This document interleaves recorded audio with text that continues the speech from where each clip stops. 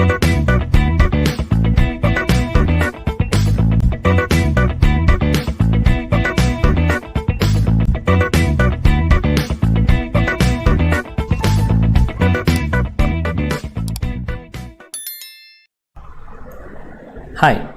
welcome. As I promised you in the previous video, in this video we will be discussing about relation between current density and charge density. And for explanation, I will be considering volume charge density instead of surface charge density or any other charge density for that matter. The reason for considering volume charge density is usually a set of charge particles will automatically give rise to a charge density which can be represented in a volume, that is rho v we call it as, right, volume charge density rho v.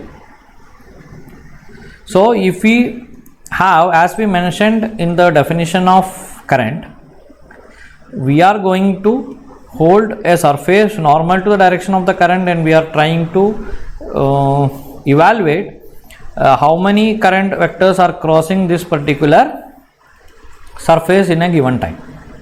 If you are measuring it in SI unit, okay, in 1 second. Agree? But always that is physically or in real time, that is not always easy, because these charge particles may not come one by one. Okay, it may not come one by one. When we represent current using a vector, we represent or we take that flow of charges, okay, like charges are coming back to back in a row or like in an array kind of idea is what comes to our mind. But in real practice, these charges will not be always line charge. We know that, right?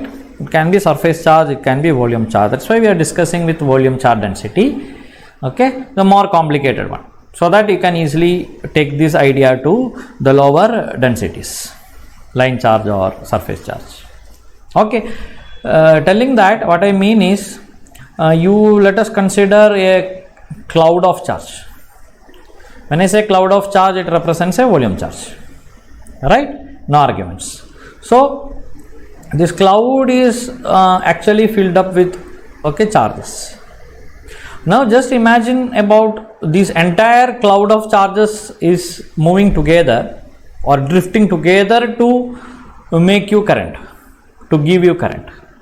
Then how you are going to measure this, right? It's a question. So if I need to measure this now, it's necessary to know the density of this particular value, means charge, as well as what is the density of this cloud. Then only I can calculate what is the current. Okay, so if this cloud is moving, okay, in some direction towards your right direction, so I am going to consider a surface at some point and I am going to measure how many charge particles are crossing this surface in given time. Okay, I know that I am repeating this. Why I am repeating? Because in a given time, I am going on telling in a given time. Now this cloud is traveling, okay, basically moving, right? So it is moving from this place to this surface existing place, and it is crossing this surface also, reaching the other side. Basically this cloud is cloud charge. As I told you, this cloud of charge will move together, that is assumption. Let them move together. So basically it is moving or it is traveling. So when some object is moving or traveling, it is interested, or we will be interested to know what is the speed of that cloud, is it not? Or in other words, the time by which it crosses this surface, right? The time by which this crosses this surface where I am measuring, basically at some t is equal to 1 second, okay? So where I am measuring this depends upon how fast this cloud is traveling also. Yeah, now you got it, right? So if this cloud moves very fast, I'll get more such clouds passing in 1 second. Just imagine that this takes just 0.1 seconds to cross this. I can have such a 10 clouds crossing this in 1 second. But if the velocity of this particular cloud represented by small v is very less, in the sense it is taking more time to cross, like 0.5 seconds, 0.6 seconds to cross this, I cannot have even two such clouds crossing this surface in 1 second.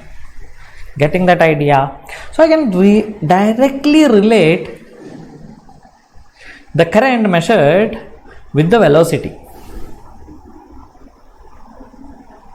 In other words, I can relate the current density, because I am more interested in current density, means measured current for given surface, that is current density, right? So I can relate current density to the velocity with which the volume charge density or this particular charged cloud, okay, crosses the surface, this particular surface at a point.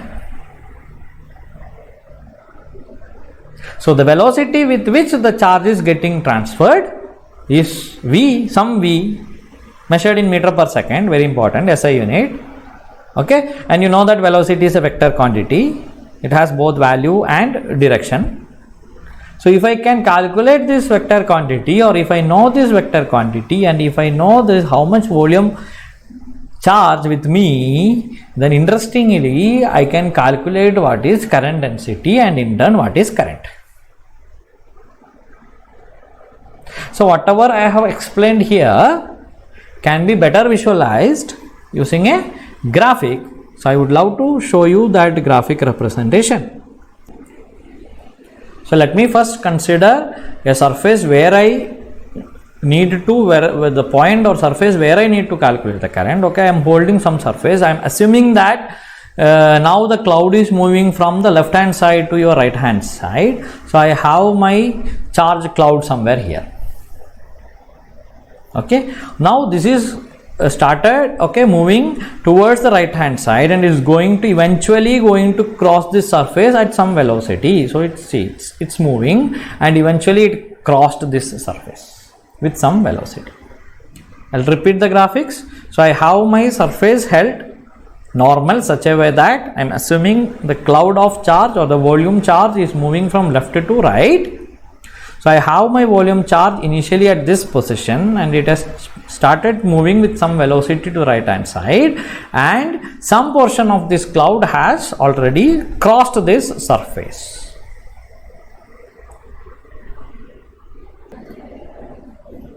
Okay, now for the purpose of understanding it better, let us label it. So this cloud, as you know, is moving from left to right and it is having a volume charge density of rho v, and there is a surface held, let me note it as S, and the charge particle crossing the surface can be calculated with J vector. There is a current density, the current crossing given surface, okay, current density, and this is velocity, okay, the movement direction is with velocity. Okay, now to derive the relation between current density, that is now J vector, and volume charge density, that is nothing but rho v, we cannot use this figure. As you know, when we are trying to mathematically compute, we have to go for some defined shape of volume, right? Otherwise it is very difficult to do the computations. So for that purpose, we are going to consider a differential volume which is equivalent to this cloud, okay, some differential volume which can be extended to this cloud having similar charge density, that is rho v. Okay, so let us consider that, visualize it, then come to the derivation or mathematical expression part. Coming back to Euclidean space representation using 3 coordinates, I am going to consider a differential volume. Let this be differential volume, okay, kept along x axis,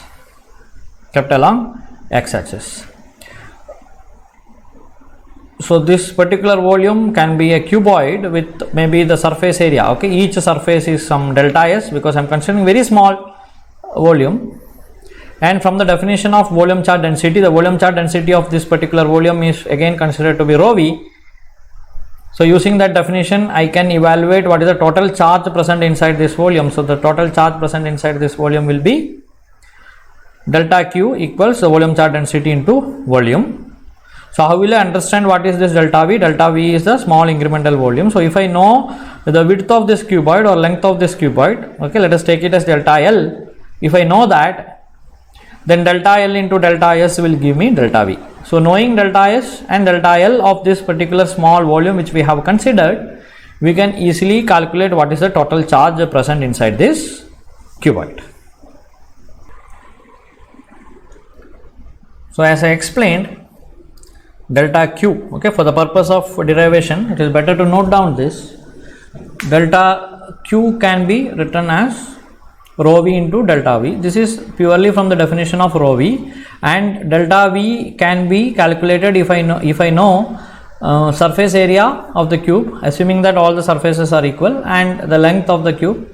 I can find the differential volume. So differential surface into differential length will give me the differential volume. Substituting back, I will get delta Q, that is the incremental charge included in this volume, as delta Q rho V delta S delta L.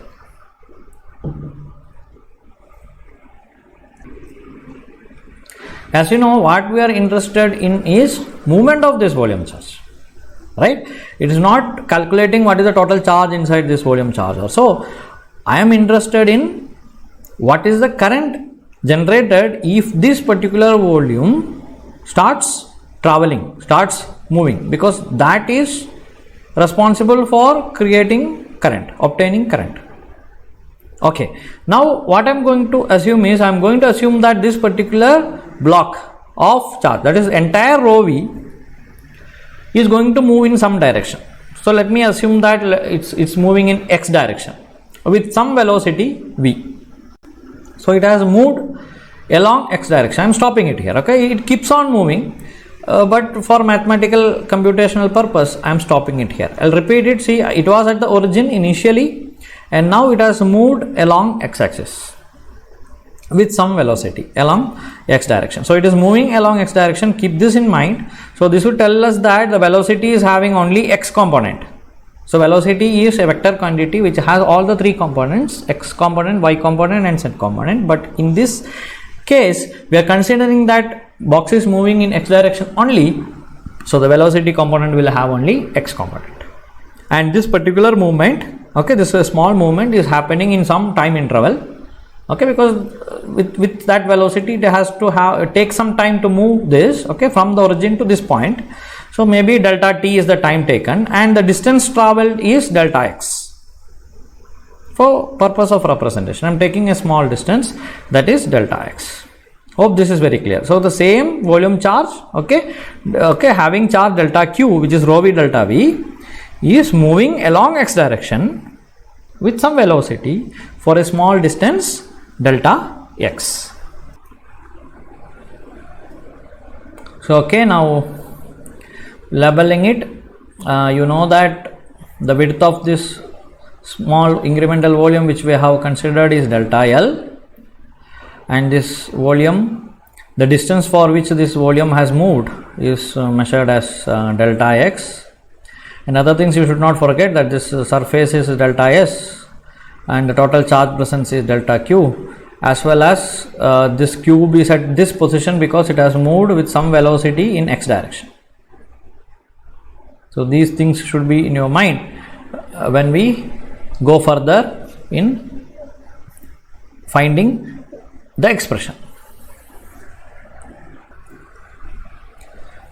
So now I already have that delta q is rho v delta s delta L. And now I understood that this volume charge or this delta q amount of charge is moving along x direction. And whatever we have discussed so far will make you understand that when a delta q moves like this in along some direction, a current will be generated. Now how to find this current, how to express this current? So from the definition of current, okay, I will consider that direction is normal to delta s, doesn't matter. From definition of current, what is maybe increment current, because I am considering small delta I, small delta q, and it has traveled small distance delta x. So obviously I will take a small current delta I, increment value of current. So increment value of current delta I can be defined as ratio of q and t, that is rate of change of q. So using that I can write delta I as delta q by delta t. So it's a ratio of delta q and delta t. Okay, now you see, if I consider this delta L same as delta x, in the sense, in other words, this particular current delta I, who is responsible to produce this delta I? The movement of this delta q for a distance delta x. Okay, or mathematically, if we assume that this particular charge has moved at distance delta x, which is same as delta L, then in this equation I can substitute delta L as delta x. That is also possible. Or in other words, you have to think like this: this delta I, okay, is caused because of delta q moving for a distance delta x. That way also. Okay, either way, what I mean to say is this delta L in this delta q equation can be replaced by this delta x, assuming that mathematically this way, assuming that this distance delta x is same as delta L, or in other words, conceptually, the distance delta x traveled by delta q is responsible for my delta I. Okay, so I write my delta q as rho v delta I is delta x now, and I am going to substitute that into this equation so that I get my delta I as rho v delta s delta I x divided by t. Okay, now how will I proceed further? Okay, this is interesting. See here, what is delta x by delta t? Okay, delta x is the distance traveled, and what is t? Time. So what is distance traveled in time? So distance traveled in time is nothing but velocity. So delta x by delta t, so delta t gives me velocity, and in this case, in this example, we have considered the velocity is going to have only x component because the volume is moving in s direction. So I notate it as Vx. Okay, so to be like careful while notating this. Okay, so Vx we notate it. So substitute this back again. So I get my incremental current delta I, which is caused by the movement of this delta q, as rho v delta s Vx. So this equation tells you that the current is directly depending upon how much charge, right, is traveling in or with this much velocity. Okay, but we also know from the definition of delta I, okay, basically from current density definition, we can also write delta I as j vector dot delta s. Right, we have discussed this in the previous video. So delta I can be written as j vector dot, because j vector is nothing but current density, which is delta I divided by delta s. So from that I can write delta I is j dot delta s. Okay, now take this as one equation, okay, maybe equation number 1 for reference. Okay, this as equation number 2, and just compare them. What do you feel? You compare equation number 1 and equation number 2, you know that, okay, left hand side both are giving me incremental current. This incremental current is as per this diagram, and this incremental current is as per the definition. So we can easily compare them because both are incremental current. So when I compare, LHS is same mathematically, so I am going to compare the RHS, and I have this delta S also common here. So here also I have delta S, and here also I have delta S, assuming that both are same delta S for the same surface. In this regard, I find that j vector is directly proportional to rho v and Vx, right? So I can write j vector as rho v Vx. This is just by comparing the definition and what we got from this assumption. I mean, this conceptually, this explanation. Okay, so j vector is rho v Vx. So this tells you that the current density is linearly proportional to the charge density and velocity with which the charge is transferred. So this is in case when this volume charge is on x-axis. This volume charge can lie anywhere, right? It can lie on y-axis, it can lie on z-axis, or in that matter it can lie anywhere. It should not be on axis as well. It can be on any plane also. In such cases, I cannot use this or apply this equation directly. So it's always better to write the equations in general mode. So in general, this current density can be written as rho v vector. Okay, because this case I am considering only x component of v. So in general, I can write it is velocity, depends upon velocity. So current density is related to volume charge density, okay, by a linear dependency, and velocity decides what is the value of relation. Okay, so J is directly proportional to rho v, where v, okay, remains v remains as a constant. Okay, I can say that J directly depends on rho v if this is constant, or in other words, J is directly proportional to velocity if rho v is constant. Either way. Okay, I hope this concept or the relation between current density and volume charge density is very clear. This has to be very clear because in my next video we are going to discuss a very important topic. All these concepts should be in your mind when we discuss that. That is nothing but continuity equation of current. So thank you for watching.